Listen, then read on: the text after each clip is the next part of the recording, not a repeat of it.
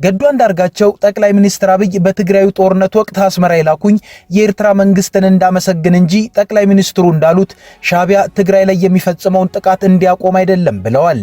ይህም አብይ ከሰሞኑ በፓርላማ ላነሱት ጉዳይ ገዱ የሰጡት ምላሽ ነው። ነገር ግን ጌታቸው ረዳ በቅርቡ ጠቅላይ ሚኒስትር አብይ የትግራዩ ጦርነት ከመነሳቱ በፊት ጦርነት ከተነሳ ኢሳያስ አፈወርቂን መቆጣጠር አልችልም፣ ልዩነታችንን አጥብበን እንስራ ብለው መልእክት ልከውብናል ካለው ንግግር ጋር የገዱ ያሁኑ ንግግር ይሄዳል ወይ የሚለውን እናያለን። የአማራ ባንክ የበላው ቡዳ አልጮህ ብሏል። ስራ ከጀመረ በቅጡ 4 ዓመት ሳይሞላው አራተኛ ዋና ስራ አስፈጻሚውን እየፈለገ ነው። የአሁኑ ስራ አስፈጻሚ ዮሐንስ አያሌው መልቀቂያ ማስገባታቸው ታውቋል። ዳንኤል ክብረትን የኢቲቪ ቦርድ ሰብሳቢ ለማድረግ በፓርላማ በተደረገ ክርክር ፓትሪያርኩ ለትችት መጋለጣቸውንም ሰምተናል። ጤና ይስጥልን ኢትዮ ፍሮንቶች ነን። አብራችሁን ስትቆዩ ከነዚህ ጉዳዮች በተጨማሪ የአሜሪካው አምባሳደር ያስተላለፉትን መልእክት እንነግራችኋለን። እየሰማችሁን ብቻ ሳይሆን ቻናላችንን ሰብስክራይብ፣ ላይክ እና ሼር እያደረጋችሁም አብራችሁን ቆዩ። የቀድሞ የኢትዮጵያ የውጭ ጉዳይ ሚኒስትር የአማራ ክልል ፕሬዝዳንትና የጠቅላይ ሚኒስትር አብይ አህመድ የብሔራዊ ደህንነት አማካሪ ሚኒስትር የነበሩት ገዱ አንዳርጋቸው ማክሰኞ ዕለት በሕዝብ ተወካዮች ምክር ቤት በጠቅላይ ሚኒስትር አብይ አህመድ ስማቸው የተነሳበትን ጉዳይ አስመልክቶ ምላሽ ነው ያሉትን አውጥተዋል።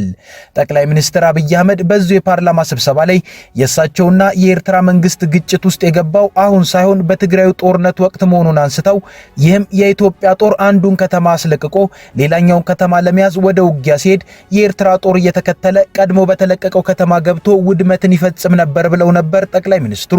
በዚህም የኤርትራ መንግስት የሚፈጽመውን ተግባር እንዲያቆም መልእክትን በገዱ አንዳርጋቸው በኩል ልኬለታለው፣ እሳቸውም ለዚህ ጉዳይ አስመራ ሄደዋል ብለዋል። የተከበረው ምክር ቤት ለዛሬ ዋጋ የለውም። ለታሪክ ማንሳት የምንፈልገው ጉዳይ አክሱም ወጣቶች ሲገደሉ፣ አድዋ ሲዘረፍ፣ አዲግራት ሲዘረፍ በርካታ ኢንቮይ ወደ ኤርትራ ልኬያለሁ። የላኳቸው ሰዎች ገሚሱ አሁን ከኛ ጋር የሉ። ለምሳሌ ክቡር አቶ ገዱ ያኔ የውጭ ጉዳይ ሚኒስትር ነበሩ። ከአንዴም ሁለቴ ኤርትራ ልኬያቸዋለሁ። የላኳቸው የትግራይን ህዝቤን አታገሷቅሉ፣ ሀብቱን አትዝረፉ፣ ጸቡ ከቲፒኤልኤፍ እንጂ ከትግራይ ህዝብ አይደለም የሚል ነው። አቶ ገዱ አሁን እኛ ጋር የሉም፣ ግን ክር አላቸው፣ ህሊና አላቸው። ዛሬ ቢደብቁ በታሪክ ውስጥ ይወጣል። ጠቅላይ ሚኒስትር አብይ ይህን ማለታቸውን ተከትሎ ገዱ አንዳርጋቸው ምላሽ ያሉትን ነገር ዛሬ በጽሁፍ አውጥተዋል። በዚህም አቶ ገዱ እኔ ወደ ኤርትራ የተላኩት በጦርነት ወቅት ሳይሆን የመጀመሪያው ጦርነት ጥቅምት ወር ተነስቶ እኔ ግን አስመራ የተላኩት ጥር ወር 2013 ዓ.ም ነው ብለዋል።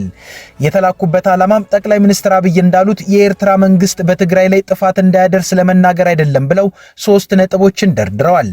አንደኛው በወያኔ ላይ በጋራ በወሰድነው የተቀናጀ ኦፕሬሽን ለድል በመብቃታችን የእንኳን ደስ ያለህ የደስታ መግለጫን ለፕሬዝዳንት ኢሳያስ ማስተላለፍ ሲሆን፣ በሁለተኛ ደረጃ ደግሞ የኢትዮጵያ መከላከያ ሰራዊት አካል የሆነው የሰሜን ዕዝ ጥቃት በደረሰበት ወቅት ሰራዊቱን ተቀብለው ላደረጉለት እንክብካቤና ኋላም ለመልሶ ማጥቃት እንዲዘጋጅ ላደረጉልን ወንድማዊ ድጋፍ ለኤርትራ መንግስትና ህዝብ ምስጋና ማቅረብና በሶስተኛ ደረጃ ደግሞ አንዳንድ የወያኔ ደጋፊዎችና የኢትዮጵያንና የኤርትራን መልካም ግንኙነት የማይፈልጉ የውጭ ኃይሎች በተለያዩ ዓለም አቀፍ ድርጅቶችና ሚዲያዎች አማካኝነት ከሰብአዊ መብት ጥሰት ጋር በተያያዘ ሰፊ የስም ማጥፋት ዘመቻ ከፍተውብናል። ይህ ነገር ውሎ አድሮ በሁለታችንም ላይ ጣጣ ሊያመጣብን ስለሚችል የጋራ ጥንቃቄ ልናደርግ ይገባል የሚሉ መልእክቶችን ለማድረስ ነበር ወደ ኤርትራ ሄድኩት ብለዋል አቶ ገዱ አንዳርጋቸው። በዚህም መሰረት ከኤርትራው ፕሬዝዳንት የተሰጠኝን መልእክትም መልሼ ለጠቅላይ ሚኒስትር አብይ አድርሻለሁም ብለዋል። በዚህ ሳምንትም የጠቅላይ ሚኒስትር አብይና የገዱ አንዳርጋቸው ጉዳይ መነጋገሪያ ሆኖ ቆይቷል። ነገር ግን የኤርትራው የሻቢያ መንግስትን የኢትዮጵያ በተለይም የትግራይ ክልል የመጉዳት ፍላጎትን በተመለከተ ጠቅላይ ሚኒስትር አብይ አህመድ ተናገሩ በሚባሉት ነገሮች ላይ ሌሎች ተቃራኒ ጉዳዮችም አሉ። ገዱ አንዳርጋቸው እንዳሉት ጠቅላይ ሚኒስትር አብይ ለትግራይ የጨነቁም አይነት አቋም አላቸው ቢሉም አሁን ላይ የጠቅላይ ሚኒስትሩ የአፍሪካ ቀንድ አማካሪ ሚኒስትር ጌታቸው ረዳ ደግሞ በቅርቡ የተናገሩት ነገር ገዱ አንዳርጋቸው አብይ ትግራይን ለሻቢያ ለማጋለጥ አላቸው ካሏቸው ፍላጎት አንጻር የተለየ መረጃ ነበረው። ጌታቸው ረዳ ኤንቢሲ ከተባለው የቴሌቪዥን ጣቢያ ጋር በነበራቸው ቆይታ ጠቅላይ ሚኒስትር አብይ ጦርነቱ ከመጀመሩ በፊት ገና ነገሮች የቃላት ጦርነት ላይ ያሉ አሁን የብሔራዊ መረጃና የደህንነት አገልግሎት ዋና ዳይሬክተር የሆኑትን ሬድዋን ሁሴንን ልከውብን ልዩነታችንን አጥብበን እንስራ፣ ጦርነት ከተጀመረ ግን ሻዕቢያ ገብቶ ጥቃት ይፈጽማል፣ ያኔ እኔ ልቆጣጠረው አልችልም ብለውን ነበር ማለቱ ይታወሳል። መልእክት ነው የሚለው የኤርትራ መንግስት ኢንቴንሽን ክሊር ነው።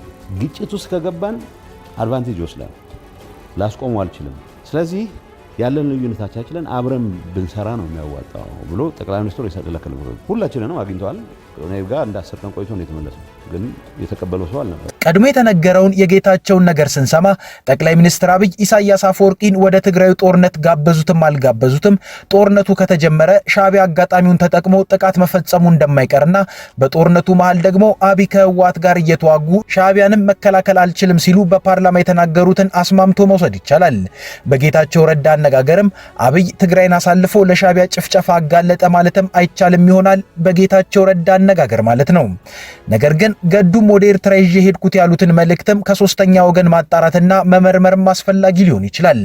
ካልሆነ ግን ጌታቸው ረዳ ከአብይ ጋር ስለታረቀ ይዋሻል፣ ገዱ አንዳርጋቸው ደግሞ ከአብይ ጋር ስለተጣሉ እውነት ይናገራሉ ወደሚል ድምዳሜ ሊወስደን ይችላል። የጠቅላይ ሚኒስትር አብይ አህመድ የማህበራዊ ጉዳዮች አማካሪ ሚኒስትር ዳንኤል ክብረትን ለኢትዮጵያ ብሮድካስቲንግ ኮርፖሬሽን የቦርድ ሰብሳቢነት ለመሾም በተጠራው የህዝብ ተወካዮች ምክር ቤት ስብሰባ ላይ በተነሳው ዝግም መሃል የኢትዮጵያ ኦርቶዶክስ ተዋሕዶ ቤተክርስቲያን ፓትርያርክ ብፁዕ ወቅዱስ አቡነ ማትያስ ለትችት ተጋለጡ። የኢትዮጵያ ብሮድካስቲንግ ኮርፖሬሽን አዲስ የቦርድ ሰብሳቢ እጩ ሹመትን ያቀረቡት የመንግስት ተጠሪው እጩዎችን ካቀረቡ በኋላ የምክር ቤት አባላት አስተያየት እንዲሰጡ መድረኩ ክፍት ሆነ። በዚሁ ጊዜ የአማራ ብሔራዊ ንቅናቄ አብንን ወክለው በምክር ቤት ያሉት ደሳለኝ ጫኔ የዳንኤል ክብረትን ሹመት እቃወማለሁ ብሎ ከተናገሩ በኋላ ሹመቱን የተቃወሙበትን ምክንያት አስቀምጠዋል። ዳንኤል ክብረት ግጭትን ያነሳሳሉ የሚለው የመጀመሪያው ምክንያታቸው ሲሆን፣ በሌላ በኩል ግን ቅዱስ ፓትርያርኩን ሰድበዋል የሚል ነው። በሰሜኑ ጦርነት ወቅት ሁላችንም የነበርንበት አሰላለፍ ይታወቃል። በዛ ወቅት የቅዱስ ኦርቶዶክስ ተዋሕዶ ፓትርያርክ የሆኑትን አረጋዊውን አባት ብፁዕ አባታችንን ለቤተ ክርስቲያን ለምእመኑ ድህነት፣ ለሀገር ደህንነት ስጋት ናቸው ብለው ከአንድ የሃይማኖት መምህር በማይጠበቅ ሁኔታ እኒህን አረጋዊ አባት ከፍ ዝቅ አድርገው በሚዲያ የተናገሩ ስለሆነ የደሳለኝ ጫኔን አስተያየት ተከትሎም አቶ ባብል ሙላቴ የተባሉ የብልጽግና ፓርቲን ወክለው ፓርላማ የገቡ አባል ደሳለኝ ጫኔ በዳንኤል ክብረት ላይ ያነሱትን አስተያየት ተቃውመዋል። አቶ ባብል ዳንኤል ክብረት የግጭት ቀስቃሽ ናቸው በሚል በደሳለኝ ጫኔ የተነሳውን አስተያየት በመቃረን በሰሜኑ ጦርነት ወቅት በአሜሪካ የውጭ ጉዳይ መስሪያ ቤት የወጣባቸውን መግለጫን በተመለከተም በወቅቱ የአሜሪካ አቋም ይታወቃል፣ ራሳቸው ደሳለኝ ጫኔም በወቅቱ አቋማቸው ከማን ጋር እንደነበርም እናውቃለን፣ ዛሬ ነገሮች ሰላም በሆኑበት ጊዜ ላይ ሆነን አይደለም ማውራት ያለብን ሲሉ መልሰው ደሳለኝን ወቅሰዋል። ዳንኤል ፓትርያርኩን በተመለከተ ተናገረ የተባለውም ፓትርያርኩ በሰሜኑ ጦርነት 120 ሺህ ሴቶች ተደፍረዋል ብለው ተጽፎ የተሰጣቸውን የተሳሳተ መረጃ ነው ያረመው እንጂ ስህተት አልሰራም ብለው በግልባጩ እንደውም እንደ ዳንኤል ክብረት የቤተ ክርስቲያኗ የቁርጥ ቀን ልጅ የለምም ብለዋል። በወቅቱ የሃይማኖት መሪ ለምን ከሰማይ አይወርድም ያለ ቦታው በፖለቲካ ውስጥ ከገባ ነው መግባት የለብንም ማለት ትክክለኛ ነው። በወቅቱ እኒህ አባት ሰዎች አሳስተዋቸው በሰሜኑ ጦርነት 120 ሺህ ሴቶች ተደፍረዋል ብለው በሚዲያ ተናግረዋል። 120 ሺህ ዓመት ሙሉ ቢሰራ ይሰራል። የተሳሳተ መረጃ አሁን እኮ አለ ኦዲዮ ተጽፎ የተሰጣቸው እኒህን አባት 120 ሺህ ብለው ነው የተናገሩት። ከዚህ አንጻር ይሄ አግባብነትን አገርን የሚያፈርስ ነው እንደ አንድ ሃይማኖት አባት ብሎ ማስተካከያ መስጠት እንደ ቤተክርስቲያን ልጅነቱ በወቅቱ እንዲያው ትክክለኛ የቤተክርስቲያን እውነት ነው።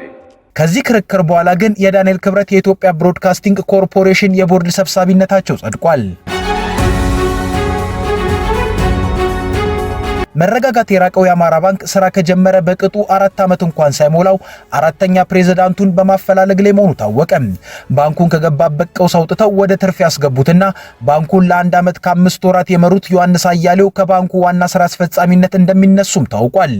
ዮሐንስ አያሌው ከአማራ ባንክ ሌላ ከባድ ችግር ውስጥ ወዳለው ጸደይ ባንክ በዋና ስራ አስፈጻሚነት ለመሄድ መስማማታቸውም የታወቀ ሲሆን የጸደይ ባንክ ሹመታቸውን ለማረጋገጥ ብሔራዊ ባንክ ሹመቱን እስኪያጸድቅ እየተጠበቀ መሆኑንም መረዳት ችለናል። የአማራ ባንክ በ2014 ዓ.ም ስራ ሲጀምር ከፍተኛ ተስፋ የተጣለበት ሆኖ መነጋገሪያም ሆኖ ነበር። በወቅቱ ገና ስራ ሳይጀምር ያስመዘገበው ካፒታልም ከሱ በፊት ስራ ጀምረው እስካሁን ስራ ላይ ያሉ የግል ንግድ ባንኮችም እስካሁን ማስመዝገብ የተሳናቸው ነበር። ባንኩ 1 ዓመት ከሰራ በኋላም ነው ችግር ውስጥ መግባት የጀመረው። ያኔም በስራ ኃላፊዎች መካከል አለመስማማት እንዳለ ተነገረ። ባንኩ በ1 ዓመት ውስጥም በ100 ሚሊዮን ብሮች መክሰሩም ታወቀ። ይህን ተከትሎም በወቅቱ የባንኩ ዋና ስራ አስፈጻሚ ሄኖክ ከበደ ከኃላፊነታቸው ተነሱ። በዚህ ሂደት ውስጥም ባንኩ ለበርካታ ወራት ማገገም አቅቶት ነበር። ከኪሳራም ባለፈ የባንኩ የተበላሸ ብድር ምጣኔ ብሔራዊ ባንክ ካስቀመጠው ገደብም በእጅጉ ያለፈ ነበር። ብሔራዊ ባንክ ንግድ ባንኮች ካበደሩት አጠቃላይ ብድር ከ5 በመቶ በላይ እንዲበላሽባቸው አይፈቅድም። እንዲህ ከሆነ ባንኩ ወደ ከባድ ችግር እየገባ መሆኑ ማሳያ ነው። አማራ ባንክም ከሰጠው አጠቃላይ ብድሩ 15 በመቶ የተበላሸ ብድር እስከ መሆን ደርሶም ነበር። ይህም ብሔራዊ ባንክ ካስቀመጠው ገደብ የአማራ ባንክ የተበላሸው ብድር የ200% ብልጫ ነበረው።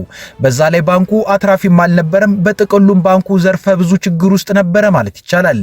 አማራ ባንክ ከችግር ወጥቶ ስለ ጥሩ ትርፍ ይነገርለት የጀመረው አሁን ከዋና ስራ አስፈጻሚነታቸው ስለመነሳታቸው የተነገረው ዮሐንስ አያሌው ወደ ኃላፊነት ከመጡ በኋላ ነው። ለበርካታ ዓመታት የኢትዮጵያ ብሔራዊ ባንክን በምክትል ገዥነትና ዋና ኢኮኖሚስትነት ያገለገሉት ቀጥሎም የኢትዮጵያ የልማት ጥናት ኢንስቲትዩት ኃላፊ ከዚያም የኢትዮጵያ ልማት ባንክን በፕሬዝዳንትነት የመሩት ዮሐንስ አያሌው ወደ አማራ ባንክ ዋና ስራ አስፈጻሚነት ከመጡ በኋላ ባንኩ ከገባበት አስከፊ የተበላሸ ብድር ክምችት መላቀቁ ተነግሯል። ከብሔራዊ ባንክ ገደብ በላይ የነበረው የባንኩ የተበላሸ ብድርም ከ15 በመቶ ወርዶ ከ5 በመቶም በታች ሆኖ 4 በመቶ ዙሪያ በመሆን የተሳካ ስራ ሰርቷል። ይህም ዮሐንስ አያሌው ብድርን በመሰብሰብና ብድርን በማስተዳደር ጠበቅ ያለ አሰራርን በመከተላቸው መሆኑ ተነግሯል። ባንኩ በ2017 በጀት ዓመትም 655 ሚሊዮን ብር ትርፍን አስመዝግቧል። የብር የውጭ ምንዛሬ ተመን በገበያ መወሰኑ በባንኩ ላይ ተጽዕኖ ባይፈጥር ኖሮ ትርፉ ከዚህ በላይ ማለፍ ይችል ነበር ተብሏል። ባንኩ የ2018 በጀት ዓመት ከጀመረ አንስቶም እስካሁን ከ1 ቢሊዮን ብር በላይ ማትረፍ ችሏል። የውጭ ምንዛሬ ግኝቱም ጥሩ ነው። የነበሩበት የገንዘብ ጥረቶችን መፈታታቸው ታውቋል። ከዚህ ሁሉ ባለፈ ግን ዮሐንስ አያሌው ከባንኩ አንዳንድ አመራሮችና የቦርድ አባላት ጋር መግባባት አለመቻላቸው ሲነገር ነበር። በቅርቡ እንኳን ባንኩ አጠቃላይ የባለ አክሲዮኖችን ስብሰባ አድርጎ ሪፖርት ሲያቀርብ ኃይለማርያም ተመስገን የተባሉ የቦርድ አባል ስለ ባንኩ ስኬቶች የቀረቡ ሪፖርቶች በሙሉ ውሸት ናቸው በማለት ስብሰባውን ረግጠው መውጣታቸው ተነግሯል። ከዚያም በኋላ በባንኩ ውስጥ ውጥረት መንገሱም ነው የተነገረው። እንደተባለው ከሆነ ዋና ስራ አስፈጻሚ ዮሐንስ አያሌው ከባንኩ ምስረታ ጋር በተያያዘ ከሚታወቁ ሰዎችም ጋር ነው መግባባት ያቃታቸው። በመጨረሻም ከሰሞኑ ከአማራ ባንክ ዋና ስራ አስፈጻሚነት ለመነሳት መልቀቂያ ማስገባታቸውን የተሰማው። ይህም አማራ ባንክ አከሰሩኝ ካላቸውም ትርፍ አስገኙልኝ ካላቸውም ዋና ስራ አስፈጻሚዎች ጋር የተጣላ ባንክ ያደርገዋል። አሁን ደግሞ ዮሐንስ አያሌው ወደ ጸደይ ባንክ ስራ አስፈጻሚነት ሊሄዱ መሆኑ ተሰምቷል። ጸደይ ባንክ ቀድሞ የአማራ ብድርና ቁጠባ ተቋም የነበረ ሲሆን በቅርብ ዓመታት ነው ወደ ባንክነት ያደገው። ይህም ባንክ አሁን ላይ በተበላሸ ብድር የተዘፈቀና ከ2 ቢሊዮን ብር በላይ ከስሮ ዋና ስራ አስፈጻሚ የነበሩት አቶ መኮንን የለውም ወሰንን አባሯል። ለዮሐንስ አያሌው ሹመትም የብሔራዊ ባንክ አጽዳቂነት ነው የሚጠበቀው። ዮሐንስ አያሌው ጸደይ ባንክን ሲረከቡ ኪሳራ ውስጥ የተዘፈቀ ሶስተኛ ባንካቸው ይሆናል። ልማት ባንክንና አማራ ባንክን በችግራቸው ወቅት ተረክበው ከችግር አውጥተዋቸዋል። አሁን ደግሞ ሶስተኛው ችግር ውስጥ የተዘፈቀ ባንክን ሊረከቡ ነው። የአሜሪካው አምባሳደር ኤርቪን ማሲንጋ ባለፈው ሳምንት በሰሜን ኢትዮጵያ የተከሰቱ ሁነቶች ለሰላምና መረጋጋት ዘላቂ ቁርጠኝነት እንደሚያስፈልግ አስተዋሽ መሆናቸውን ገለጹ። አምባሳደሩ ወደ ዘላቂ ሰላም የሚመራው የተሻለ መንገድ ምክንያታዊና የሰከኑ ውይይቶች እንደሆኑም አስታውቀዋል። ማሲንጋ ይህን ያሉት በኢትዮጵያ የአሜሪካ ኤምባሲ የማህበራዊ ትስስር ገጾች ሐሙስ ጥር 28 ቀን 2018 ዓ.ም በተሰራጨ መልእክታቸው ነው። የአምባሳደሩ መልእክት በመከላከያ ሰራዊትና በትግራይ ኃይሎች መካከል ጸለምት ወይንም ጠለምት በተባለው አካባቢ በተፈጠረ ግጭት ያንዣበበው ውጥረት የመርገብ አዝማሚያን ማሳየቱን ተከትሎ የተሰጠ ነው። ውጥረቱ የኢትዮጵያ አየር መንገድ መቀሌ፣ አክሱምና ሽረን ወደ መሳሰሉ የትግራይ ክልል ከተሞች የሚያደርጋቸውን በረራዎች እስከ ማቋረጥ ደርሶ ነበር። የተባበሩት መንግስታት ድርጅት፣ የአፍሪካ ህብረትና የአውሮፓ ህብረት በየፊናቸው ባወጧቸው መግለጫዎች ውጥረቱ እንዲረግብና ልዩነቶች በፕሪቶሪያ በተፈረመው ግጭትን የማቆም ስምምነት እንዲፈቱ በወቅቱ ግፊት አድርገዋል። ህወሓት ባለፈው ሳምንት መጨረሻ ለአፍሪካ ህብረት ኮሚሽን ሊቀመንበር ማህሙድ አሊ ዩሱፍ በጻፈው ደብዳቤ በትግራይና በፌዴራል መንግስት መካከል ያሉ ልዩነቶችን በንግግር ለመፍታት ዝግጁ እንደሆነ አቋሙን አሳውቋል። የሰሞኑን ግጭት በተመለከተ በፌዴራል መንግስት በኩል እስካሁን በይፋ የተሰጠ መግለጫም ሆነ ለጥሪዎቹ የተሰጠ ምላሽ የለም። ከኢትዮ ፍሮንት የዛሬ ጉዳዮቻችን እነዚህ ነበሩ። አብራችሁን ስለቆያችሁ እናመሰግናለን። ቻናላችንን መከታተል ብቻም ሳይሆን ሰብስክራይብም ላይክም ሼርም አድርጉልን። እናመሰግናለን። መልካም ጊዜ